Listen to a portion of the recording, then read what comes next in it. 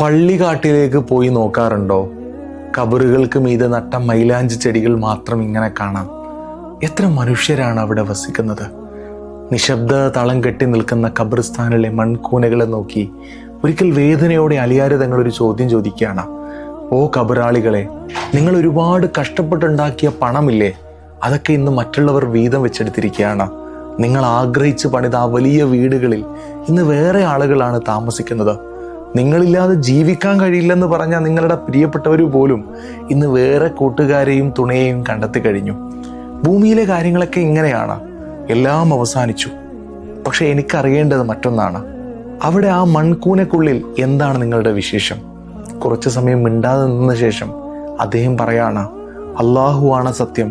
ആ കബറിനുള്ളിൽ കിടക്കുന്നവർക്ക് മറുപടി നൽകാൻ കഴിയുമായിരുന്നെങ്കിൽ അവർ ഒരേ ഒരു കാര്യമേ പറയുമായിരുന്നുള്ളൂ: മനുഷ്യരെ, പരലോകത്തേക്കുള്ള ഈ നീണ്ട യാത്രയിൽ കൂടെ കൂട്ടാൻ തഖ്വയല്ലാതെ മറ്റൊന്നുമില്ല. ബാക്കിയെല്ലാം ഇവിടെ ഉപേക്ഷിക്കപ്പെടാനുള്ളതാണ്. എൻ്റെ പ്രിയപ്പെട്ടവരെ, നമ്മൾ കൂടെ കൂട്ടുന്ന സമ്പാദ്യത്തെക്കാൾ പ്രധാനം നമ്മൾ കൂടെ കൂട്ടുന്ന നന്മകളാണ്. യാത്ര നീളമേറിയതാണ്. തയ്യാറെടുപ്പുകൾ നടത്തിയിട്ടുണ്ടോ? ഇല്ലെങ്കിൽ ഇപ്പോൾ തന്നെ തുടങ്ങുക. ഈ ഒരു സന്ദേശം കൂട്ടുകാരിലേക്കും ഷെയർ ചെയ്യുക. Download ShareChat.